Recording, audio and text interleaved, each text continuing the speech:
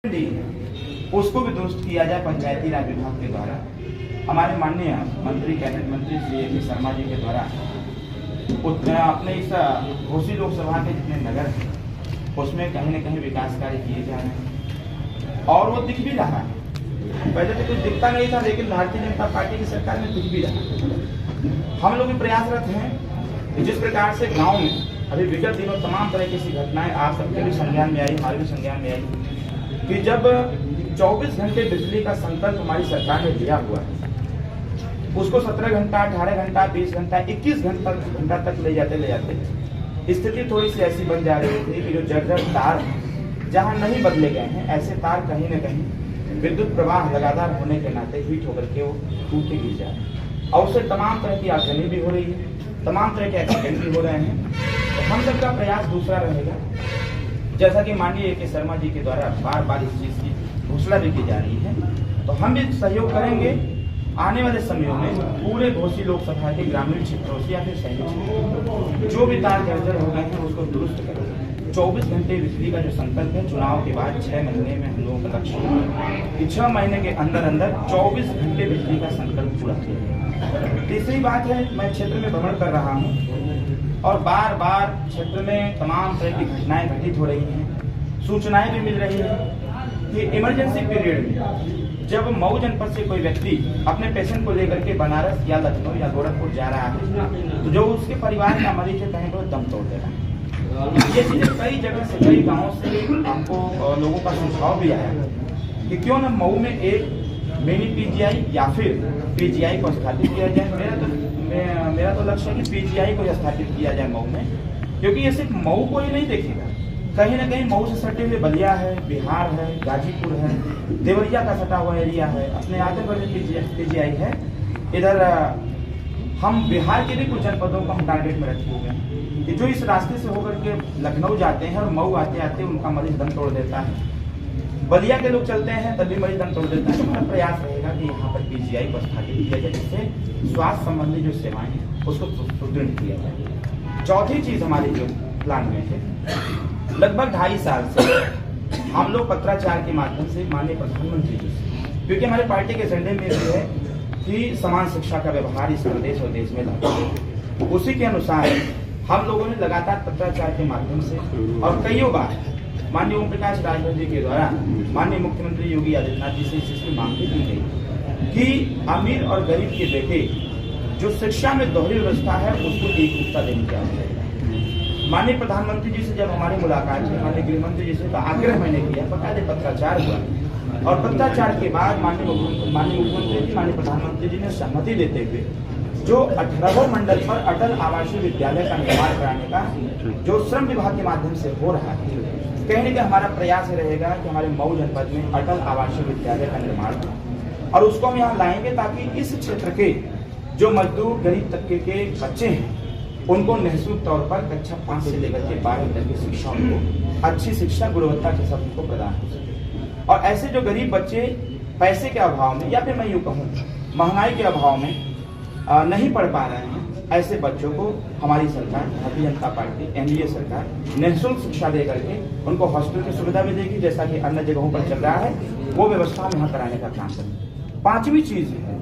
2018 में हम सब लोग सरकार में थे और हम सब लोगों ने समाज कल्याण विभाग से मांग किया था, जैसा कि पूर्व की सरकार उत्तर प्रदेश की बहन मायावती जी की थी। बहन मायावती जी ने बनारस के लालपुर में व्यवस्था लागू किया है कि वहां पर लगभग 300 से 500 बच्चों को पढ़ने के लिए IAS कोचिंग सेंटर खोले। हम लोगों का प्रयास था कि पूरे उत्तर प्रदेश के हर जनपद में इसको खोला जाए, अगर जनपद में नहीं तो मंडल वार कम से कम खोल दिया जाए। लेकिन हमारा प्रयास सिर्फ 8 मंडलों में हो पाया है, अभी 10 मंडलों में करना बाकी है। हम लोग प्रयासरत ये हैं समाज कल्याण विभाग के माध्यम से, वो चाहे दलित का बेटा हो, चाहे पिछड़े का हो या फिर सामान्य वर्ग का व्यक्ति हो या फिर अल्पसंख्यक समुदाय का हो, सभी लोगों के लिए उत्तर प्रदेश और देश की सरकार के द्वारा हम हर जनपद में कोचिंग सेंटर खुलवाएंगे, जिसमें कि इस क्षेत्र के बच्चे जो इलाहाबाद जाते हैं, दिल्ली जाते हैं, बेंगलोर जाकर के तैयारी करते हैं, लखनऊ जाकर तैयारी करते हैं, ऐसे बच्चे सरकारी खर्चे पर IAS, PCS या फिर UPSC के लिए लोग यहाँ पर कोचिंग लें और लगातार कोचिंग करके उनको शिक्षा की व्यवस्था अच्छी की जाएगी, कोचिंग की व्यवस्था अच्छी की जाएगी। जिससे कि यहाँ के बच्चे खुल पे खुल तैयारी करके और अच्छे डायरेक्शन में कॉम्पिटिशन में बैठे और हमारे जिले का नाम रोशन। इन सारे मुद्दों को लेकर के हम लोग अब यहाँ जैसे एक मुद्दा आता है महिला सुरक्षा, जैसे न्याय संगत कार्यों हम भी लगातार यहाँ वॉच कर रहे हैं और जिस प्रकार से हमारी यहाँ की प्रशासन निरंतर जनता के प्रति जवाबदेही दे रही है, जनता की जो समस्याएं हैं इमीडिएट विद इन 1 डेज उस समस्या का समाधान भी करने का प्रयास कर रही है। वो कोई भी डिपार्टमेंट हो, अगर डिपार्टमेंटल सूचना मिल रही है तो हमारे प्रशासनिक अधिकारी और कर्मचारी पूरी तन्मयता के साथ, जैसा कि डायरेक्शन भी है, पहले से डायरेक्शन है, जीरो टॉलरेंस की नीति, तमाम तरह के कार्य हैं, इन सारी चीजों को लेकर के हमारे यहाँ के शासन और प्रशासन जनता के प्रति जवाबदेही भी दे रही है। हमारा एक आग्रह भी रहेगा कि जिस प्रकार से हम लोग लगभग 7 साल में लगातार लगभग 18.5 करोड़ रुपया दे करके जो गरीब हैं, असहाय हैं, अपने परिवार के या खुद का इलाज नहीं करा पाते हैं, ऐसे लोगों के लिए हम लोगों ने भी जब हम लोगों को जानकारी हुई तो उत्तर प्रदेश सरकार के विवेकाधीन कोष से ऐसे एक जनप्रतिनिधि के तौर पर हमारे नेता माननीय ओम प्रकाश राजभर ने बहुत सारे लोगों का इलाज कराया और सिर्फ इलाज ही नहीं कराया, अपनी व्यवस्था दे करके भी अगर सरकारी धन से संपूर्ण इलाज नहीं हो पाया तो अपनी व्यवस्था दे करके हम लोगों ने उस गरीब का इलाज भी करवाया और इलाज के साथ साथ अगर उसको लखनऊ एडमिट कराया हूँ बाकायदे साधन संसाधन दे करके उसको घर तक छोड़ने का भी बंदोबस्त हम लोगों ने बनाया। इसके साथ साथ अभी हमारी सरकार ने जिस प्रकार से आयुष्मान कार्ड की बात कही है, 70 साल की अवस्था पूरा किए हुए व्यक्ति को आयुष्मान कार्ड दिया जाएगा और उनको 5 लाख रुपए तक का इलाज निःशुल्क दिया जाएगा। तमाम तरह के जो आयुष्मान कार्ड अभी पिछले दफे से बनना चालू हुआ और एक जो छोटी सी विसंगति इसमें है जिसको हम लोगों ने माननीय मुख्यमंत्री जी को भी अवगत करा रखा है कि जिस प्रकार से 6 परिवार पर ही आयुष्मान कार्ड बनने का जो प्रावधान है कहीं न कहीं अधिकारियों का प्लान रहा है, लेकिन इस पे हम लोगों ने माननीय मुख्यमंत्री जी से भी बातचीत किया है और सेंट्रल गवर्नमेंट में भी हम लोगों ने इसकी चर्चा किया है, गृह मंत्री जी से माननीय राष्ट्रपति से चर्चा किया हुआ है। चुनाव के बाद स्थिति हम लाएंगे कि जिस प्रकार से परिवार कल्याण भारत सरकार के द्वारा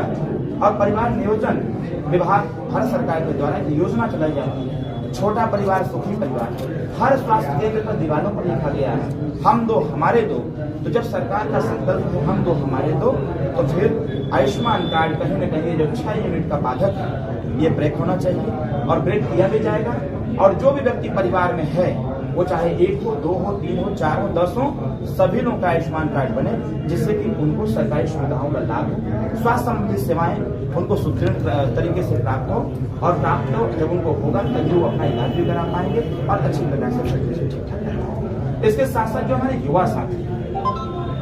युवा साथी बार बार विपक्ष आरोप लगा रहा है बेरोजगारी का, स्वाभाविक तौर पर शिक्षा का स्तर बढ़ रहा है। शिक्षा के लिए जिस प्रकार से हमारी सरकार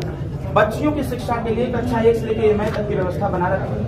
अभी हमारी सरकार ने, केंद्र सरकार ने 33% आरक्षण की बात जो महिलाओं के लिए किया है, मेरा मानना ये है कि 33% आरक्षण को अभी आगे लागू करके उसको और इजाफा किया जाएगा, जिससे अगर देश की संचालन में, इस देश की संस्कृति और सभ्यता के निस्तारण में अगर महिलाओं का 50% भागीदारी और योगदान है परिवार कल्याण में और समाज के कल्याण में और परिवार के संस्कार में और परिवार के काम में अगर महिलाओं का योगदान बराबर है तो हम लोग आने वाले समयों में जनता आशीर्वाद देती है, सदन में अरविंद राजभर जाते हैं तो 50% आरक्षण की चर्चा हम करेंगे। वो हर क्षेत्र में होगा, चाहे नौकरी का क्षेत्र हो, क्योंकि तमाम बच्चियां अभी पढ़ लिख रही हैं, उनको पढ़ लिख करके सिर्फ और सिर्फ शादी विवाह में इन्वॉल्व कर दिया जा रहा है, बच्चियों को नौकरी तक नहीं मिल पा रही, रोजगार नहीं मिल पा रहा है। हमारा प्रयास ये होगा कि हम सदन में जाकर के इस पे भी सरकार का ध्यान आकृष्ट करने का प्रयास करेंगे कि जिससे कि बच्चियां जो पढ़ लिख करके होनहार हो रही हैं उनको हर क्षेत्र में भागीदारी सुनिश्चित हो। 50% की जो हमारे युवा साथी अभी पूर्वांचल एक्सप्रेसवे आया हुआ है, पूर्वांचल एक्सप्रेसवे को लेकर के तानातनी हुई है,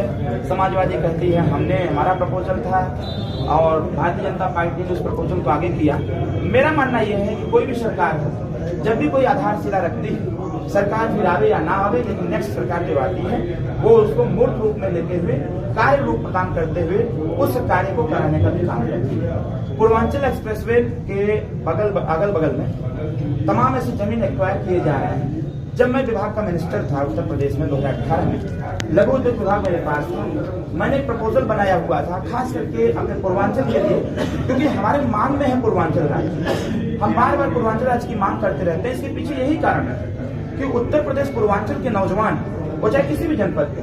वो पंजाब जाकर के, गुजरात जाकर के, महाराष्ट्र जाकर के, तमाम जगह, कोलकाता जाकर के वहाँ के फैक्ट्रियां चला करके अपने परिवार का पालन पोषण कर सकते हैं। तो क्यों ना हमारी सरकार का ध्यान आकृष्ट हो पूर्वांचल की तरफ। देश और प्रदेश की सरकार लपट करके पूर्वांचल में छोटे छोटे कल कारखाने, उद्योग धंधे खोलें और यहाँ के बच्चों को यही रोजगार दें, ताकि वो बच्चा अपने परिवार के साथ रह करके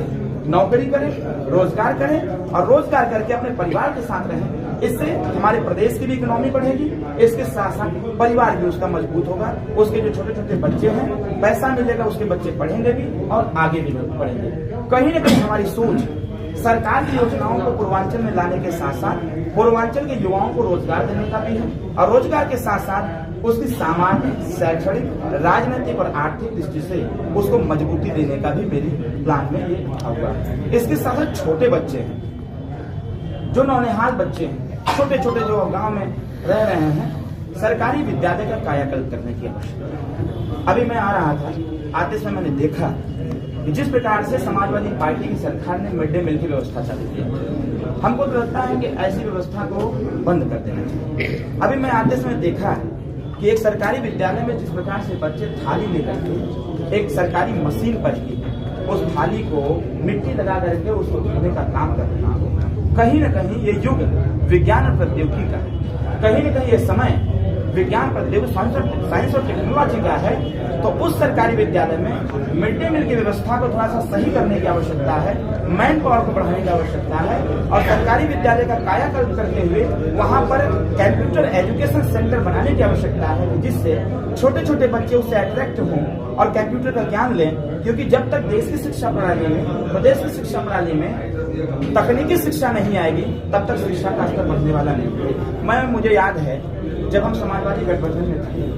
तो माननीय अखिलेश यादव जी हमसे एक बात कह करके बहुत मगन हो रहे, बहुत खुश हो रहे। उन्होंने हमसे कहा कि मैंने एक व्यवस्था ऐसा किया था कि जो गांव के बच्चे हैं सरकारी विद्यालय, उसमें मिड डे मील की व्यवस्था कर दी। हमने कहा ये व्यवस्था की टोटल व्यवस्था में तब्दील हो गई और इसको नहीं करना चाहिए था। जितना पैसा आपने मिड डे मील में लगाया, उतना पैसा अगर सरकारी विद्यालय का कायाकल्प करते हुए दिल्ली के तर्ज पर अगर यहाँ के विद्यालय हुए होते तो आज मिड डे मील देने की आवश्यकता नहीं पड़ती। छोटे बच्चे होनहार होते, कंप्यूटर एजुकेशन उनको प्राप्त होता और कहीं न कहीं आगे बढ़ने का काम भी करते और उनका IQ लेवल भी तेज होता। मेरा मानना ये है कि इन सारे जितनी भी चर्चाएं हमने आपसे की, इन सारी चर्चाओं को समाज के बीच में ले जाने की आवश्यकता है और ले जा करके जब तक समाज सही दिशा में, जनता सही दिशा में नहीं जाएगी, तब तक वो चाहे परिवार हो, चाहे गाँव हो, चाहे क्षेत्र हो या फिर जिला हो, वो आगे नहीं बढ़ पाएगा। हमारा प्रयास ये है कि एक घड़ी का प्रचार आता था कि पहले इस्तेमाल करें फिर विश्वास करें, और एक निरमा वॉशिंग पाउडर का एक और प्रचार आता था कि आओ मिलकर के बनाएंगे, ये संकल्प है। तो निरमा पाउडर कौन है, घड़ी कौन है? जो भारतीय जनता पार्टी से टैली नहीं करते, आज आप एनडीए में जैसे जातीय जनगणना की बात कर रहे हैं, बहुत सारे एनडीए में शामिल होने के बाद छोड़ देंगे या वो जारी रहेंगे? देखिए, जैसा कि आपने बताया, सामाजिक न्याय समिति की रिपोर्ट को लेकर निरंतर हम सब लोग प्रयास हैं और हमारी सरकार ने कहीं न कहीं सामाजिक न्याय समिति की रिपोर्ट पर जब प्रेशर बनाया गया, माननीय मोदी जी सरकार, उन्होंने सदन चलने के पहले उन्होंने कहा था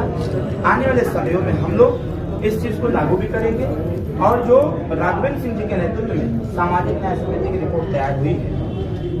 श्रीमान राजनाथ सिंह जी के समय में जो रिपोर्ट तैयार हुई है, उस रिपोर्ट को हम लोग लागू करने का भी काम करेंगे। रही बात जातिगत जनगणना है, देखिए संवैधानिक दृष्टिकोण से जातिगत जनगणना इसलिए अति आवश्यक भी है, इससे हमारी सरकार भाग नहीं रही है। हम लोग टेबल टॉक करते हैं, पता है हमारी सरकार ये जातिगत जनगणना भी कराएगी और करा करके जो भी वंचित वर्ग के लोग हैं, वो चाहे किसी जाति समुदाय के हों, ऐसे लोगों को हर स्तर पर आगे बढ़ाने का प्रयास किया जाएगा। मोदी जी का जो संकल्प है 2047 तक इस देश को विकसित देश करने,